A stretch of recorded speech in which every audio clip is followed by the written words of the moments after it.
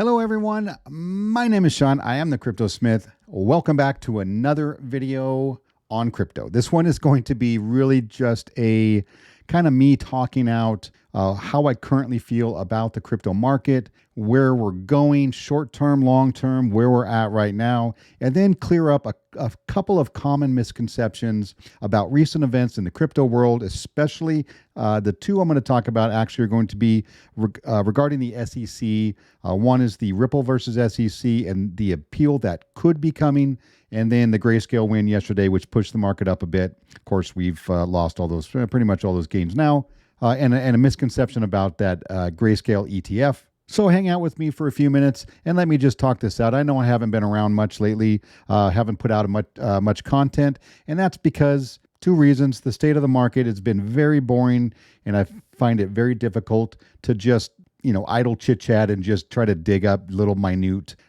features about a certain cryptocurrency in order just to make a video. And I don't really want to do that to the people who enjoy watching me, or at least, humor me by clicking on the videos. I do appreciate you guys out there. And secondly, it's been summer. And I'm a lot busier this summer. I started a new garden, and I'm learning and teaching myself how to grow things. I like to grow some of my own food. Eventually down the road, I'd like to have my own homestead, maybe some animals, some chickens and cows and whatnot, and a large garden, and kind of give back to the community and be able to sustain, at least some of the things that I eat and take for granted on a daily basis. Also, I play golf, and we're much more active in the summer, obviously. Can't really golf around here in Idaho in the winter. So not a lot of time to put out content, but that's about to change since we're wrapping up summer, and we're going to be coming into the winter months. And I'm going to be bored because there's not going to be any garden, and there's not going to be any golf. So I'm going to be sitting at home in the dark and cold, doing a lot of pondering and thinking and crypto research. So I'll be putting out a lot more videos and kind of getting back to normal. And then I might even start up my live stream on Saturdays because it was fun for me, and hopefully you guys enjoyed it. But in this video, I just want to talk about the current market. Okay, and this is just my opinion on what's going on right now. The market is a mess. Like, just be honest. It's garbage. I'd say it's a hot mess, but it's not even hot. It's just a mess. We're just kind of meandering around the $25,000 range. We might spike up a little bit and then drop back down, but there's nothing here that's going to sustain a bull run, right? I don't see a bull run. Maybe when the Bitcoin halving starts and people get a little more excited about it, there's a little more discussion around crypto.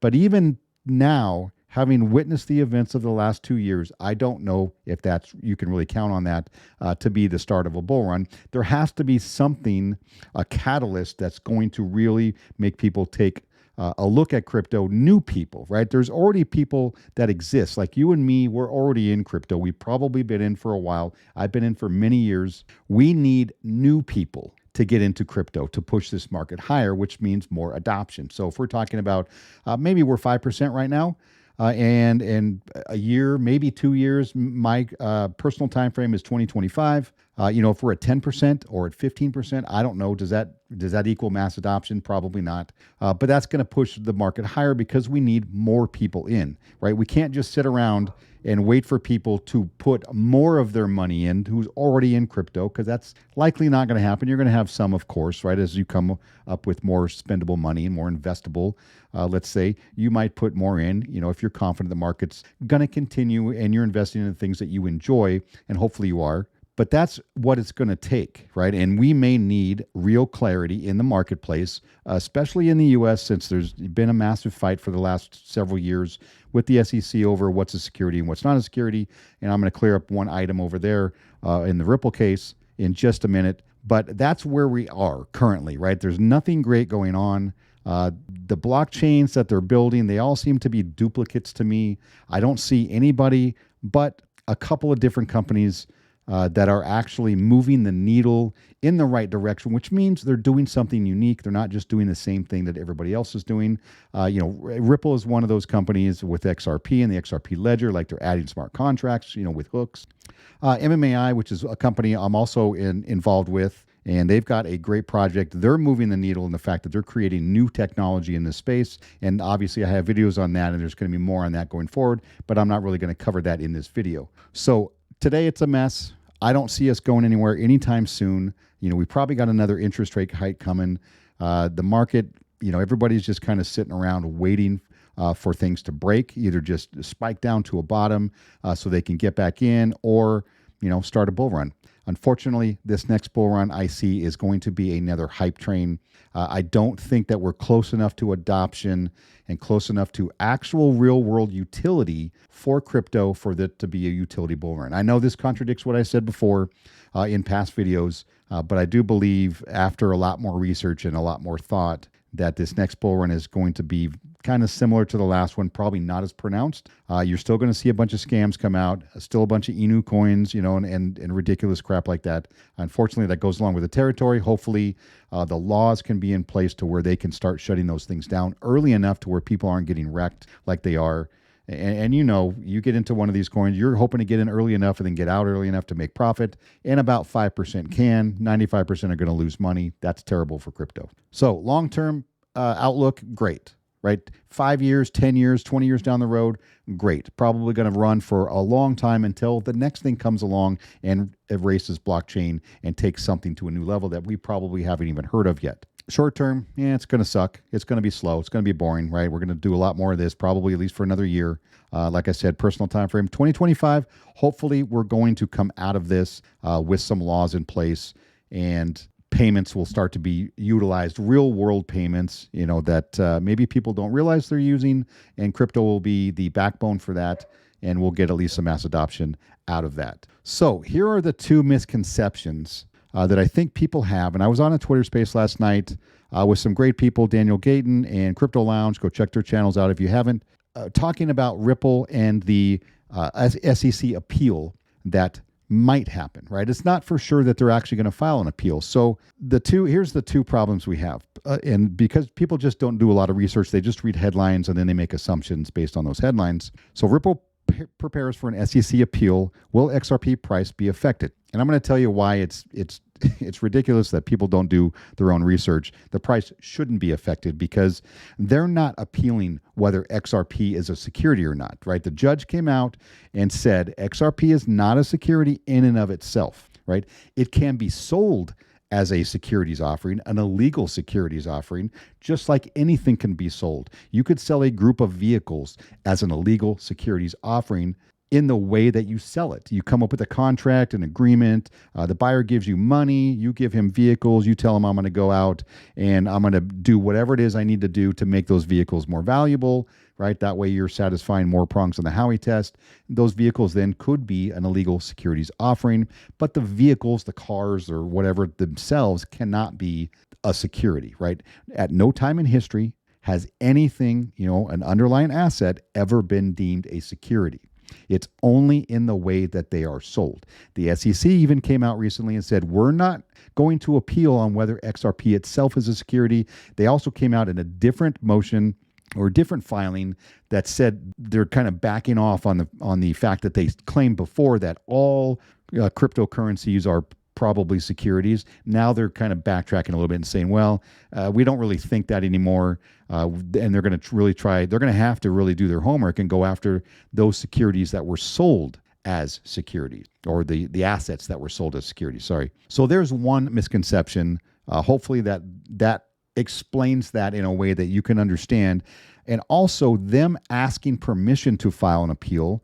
And the judge says, okay, I'm going to give you permission to file an appeal. That's all we've gotten so far. They have not even filed an appeal yet, right? And if they file an appeal, the judge, in my opinion, just based on listening to lawyers and people much smarter than me, have said they think she's not going to allow that appeal. And that could be two reasons, right? It could be, number one, Chris Larson and Brad Garlinghouse have been waiting 3 years now, with 2 years prior to that, under investigation by the SEC for their time in court. And she may say, look, they've been waiting 5 years for their day in court. I'm not going to push it back another year or two because you want to file an appeal. That's probably not going to have any effect on this case whatsoever.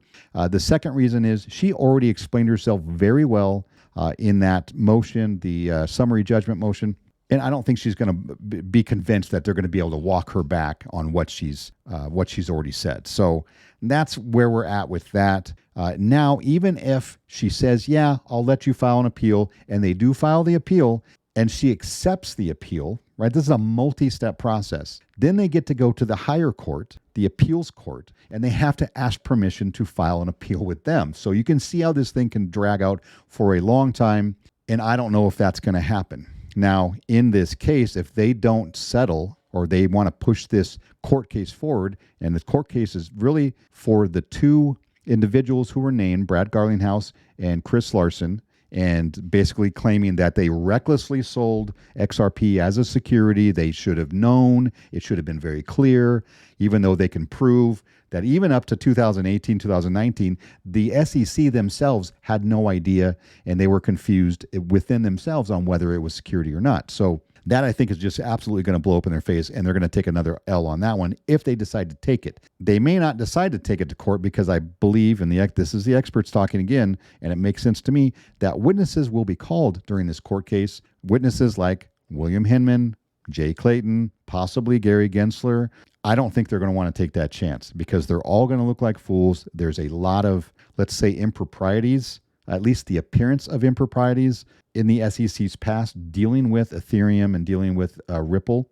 And the SEC themselves state that even the appearance of impropriety is an impropriety of itself. So I don't know that they're going to want to take the chance and really, really look bad, much worse than they look right now. We'll see what happens going forward, but I just wanted to talk about that briefly, and hopefully you guys understand what's going on right now. It doesn't mean they're appealing that XRP is a security. That's never going to get overturned. The asset itself is never a security. So people out there who are claiming it, XRP is still a security, it's going to get overturned, and a higher court is going to rule that XRP is a security, that is never going to happen. The second thing is the Grayscale win, which was good for Grayscale and good for Bitcoin and ETFs, and ultimately probably good for crypto going forward. They just won a case where Grayscale filed with the SEC for a spot Bitcoin ETF, and the SEC came back and said, we're not going to grant it right now because of reasons, right? They gave their reasons, or we're going to postpone our decision for a long time. And so Grayscale, finally, after everybody's telling them, like, somebody needs to sue the SEC to get them to move on this. So they sued the SEC. The judge came back and said, nope, Grayscale's right. You can't use just the ridiculous reasons, the illogical reasons that you gave to deny a spot ETF when you've granted other spot ETFs with similar assets in that same situation. So the court basically said it doesn't make any sense what you're saying. You can't use those excuses to deny something. You have to do better. Right. So it doesn't mean that they're going to give them a spot ETF. Right. And that's what a lot of people are saying out there right now and on X, or formerly Twitter. For me, for somebody who's in it every day and who looks at this stuff all the time, it is a little upsetting. It's kind of frustrating for people to come up with these narratives that really have no basis in truth. All it means is that now the SEC has to go back, get together, and come up with another reason on why they won't agree to a spot ETF for Grayscale. Or they can just kick it down the road and say, well, we're just going to put a pause on this for now for the next 6 months and think about how we want to address this going forward, and just drag it on even longer. So we're really right now, we are no closer to a spot Bitcoin ETF than we were yesterday. So those are just two things. I know this video is kind of dragging on a little bit, and I do promise I will start doing more videos. Everybody out there who has supported me for the last year and a half or so, however long I've had this channel, I really, really do appreciate it. And hopefully you guys will continue to support me this next year of crypto boredom. And hopefully at some point, we're going to have some high points. Obviously, there's going to be low points, but stick with it. I think in the long run, it's going to be worth it for all of us. So don't give up just yet. Now, if you like this kind of content, I would appreciate it if you would give me a like and subscribe if you haven't already, if you want to see more stuff like this. And I will strive to do my best for you in the future. You all have a great night.